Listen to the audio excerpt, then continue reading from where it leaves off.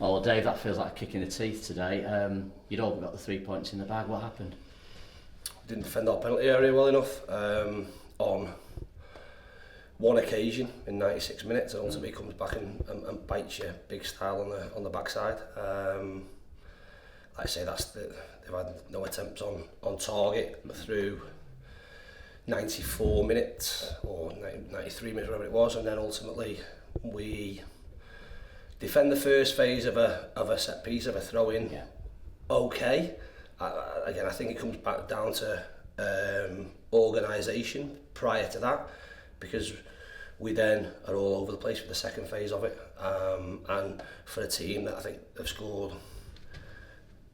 at least 3/4 of their goals from crosses and second phase set pieces, and we've gone through it really, really detailed with the players, that is extra frustrating. I'm sure it is, and the other frustration must be how well you played for large periods of that game today. You must have been quite proud going in at half time, deservedly leading by a goal to nil. They had a spell in the second half, but you seemed to weather that. You must have thought that the points were in the bag. No, you never feel the points are in the bag, because ultimately you've got to defend all the way to whatever minute it is till the referee blows his whistle, and we haven't done that. But I wouldn't say we were massively comfortable, but on the flip side of that, we weren't under immense pressure. The game, second half, we had some opportunities, and we can look back and maybe be critical around what we do. We were reactive, we changed our shape a little bit, we tried to simplify it for the players, and ultimately you get so close. But this, not just this league, listen, football, you've got to go right to the end and have that desire to want to keep the ball out your net, and we didn't do that well enough, and like I said, that's a harsh lesson.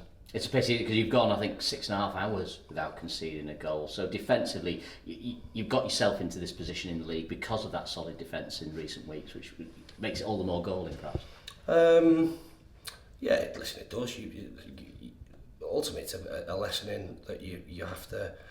Again, you have to be organised from the start. I look at it from me and Clint from a centre half perspective. Yeah. But they've got.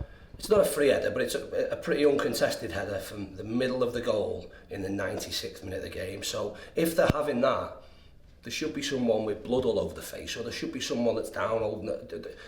There's not. So I'm asking a question: where are my centre halves? One of them's dragged out of position somewhere near where the ball's being crossed. Yeah. Out of position. Again, you're paid. And if you're playing as a centre half in a two, be between the posts. That's where the majority of goals are going to come from. And if you're in there and you're going and challenging, I'd suggest that if Aki and Burner are in the positions they should be, then they win that header. That gets cleared, and we go away with 3 points. They don't, and we're all sat here disappointed. As disappointed as you are about that goal, how pleased were you with the first goal, Paddy Madden? I mean, the technique on that header is just something to behold. Yeah, great cross, Mackie, and great header. Like I say, we started the game well in terms of on the front foot. I still thought at half time we could play better because I felt there was more in us. And maybe we just got a little bit safe in terms of how we went about it. We obviously made changes. We want to try, if we're in a position where, I don't know, defensively we're looking to be a little bit more secure in terms of defenders are sitting in and not going forward, and we're territory-wise going to be a little bit deeper, then it made sense to try and get some pace on the pitch and try and isolate spaces in behind. I thought we could have done that a little bit better. And we've got some work to do there in terms of runs that people make. But listen, we're all disappointed at the moment because it's so fresh after a game when you've conceded so late. We've got to make sure that it becomes a valuable point. It becomes a valuable point by going and putting a run of wins together. We hope that today will be the first one. Unfortunately, it's not. You have to move on. Talk us through the tactical changes today, because you mentioned there you made a change. It was early, wasn't it? Second half, I think you've gone to a back four. They responded, and Rhys Oates comes on, who I know you know well, and it seemed to work better for them than it did for us. Is that a fair comment, would you say? Well, listen, I suppose we have two ways of looking at it. We could have stayed in our back five, which would have meant that we would have been very deep, because they'd gone to a front three, so we either then defend 3v3 and have potentially Hussey 1v1 against Oatsy, which is not a great contest in my opinion, because Oatsy's power and pace is going to be a real threat in behind. You think over the course of 45 minutes there'd be opportunities, or you go to a 4 and simplify what you're doing. And if there's going to be 1v1 battles, then the 1v1 battles are in wide areas, which we did. So it simplifies roles and almost becomes man for man. Two centre-backs have to take care of a centre-forward, and one centre-forward takes care of two centre-backs, so the spare player on the pitch for them should be a centre-back. Yeah. You suggest that over the course of a season, they're not going to win the game too often for them. So we change like that. Like I say, that just allows us to stick to our principles and try and be on the front foot and try and be higher up the pitch, rather than, and again, hindsight's great, you could say, okay, well, we could sink in and go 5-4-1, allow them to have all the ball and be a deep block. Again, us being a deep block still wouldn't have affected the goal, because we've conceded from a throw-in that was given to them, that it's a second phase of a set piece, and we've not done our job. So regardless of what we do tactically, like I say, we felt that was the best way to go to get us a threat. So if their fullbacks want to run forward, then ultimately they should have had the pace of Tanto and Stretz threatening back behind them the other way. We didn't utilise that enough, and like I say, that's something we have to look at. So you go to Swindon now next weekend. What strange result they've had today, an 8-goal thriller with Rochdale finishing 4-4. Does that give you a bit of encouragement that there might be opportunities in that game? We know what Swindon are like. Based on what they were players-wise, not changed much personnel-wise. Charlie Austin scored 4 today, so they've got an experienced forward, obviously, they've brought in.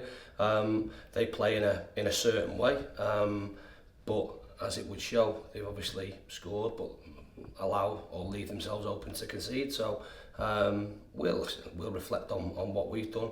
We'll look at what we need to do between now and next weekend and put a plan in place to try and go there and win. And like I say, our sole focus will be around that. And one player you're losing shortly is Miles Hippolyte, of course, called up by Grenada, and whilst you're disappointed to lose, it's a great tribute to you, your team, your staff and your squad that a player's been selected for international duty. How great him on Vite, like I say, it's a good opportunity for both of them. From our perspective, not ideal. We'll have to try and get ourselves 3 internationals so we can get the games called off. But that will bring another opportunity. So whether that's Ryan Rydell, whatever it might be, that'll be an opportunity. And unfortunately for Miles, he goes away and plays. If Ryan comes in and does well, then that's an opportunity for him to keep his shirt, and that's what we'll be saying to Ryan. So he'll be, I suppose, extra motivated if it is him next week to go and play, depending on which shape we go with, that this opportunity has come around for him through unfortunate circumstances, or fortunate circumstances in Miles' scenario, like I say, because to go away and play international football is a great opportunity for him. So hopefully we've got some difficult decisions to make come, I think, the Salford game a week on Friday. Yeah, and you mentioned earlier, just to finish, Dave, you mentioned earlier about it could be a valuable point. You are still in 5th. It is 1 defeat in 11, and you're still very nicely placed. And the top 3 is still a realistic target, in your opinion? Yeah, I think it's disappointment so early after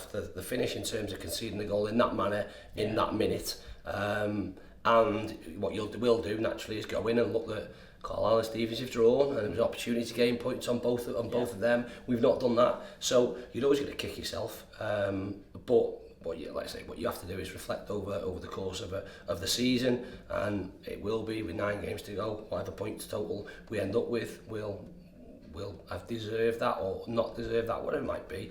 I think you'll always want to look back with, I suppose, no regret. I suppose there'll be a little bit of regret today based on doing so well for so long and then throwing it away right at the end. Dave, I appreciate your time. Thanks for coming to talk to us. Cheers, John. Thank you.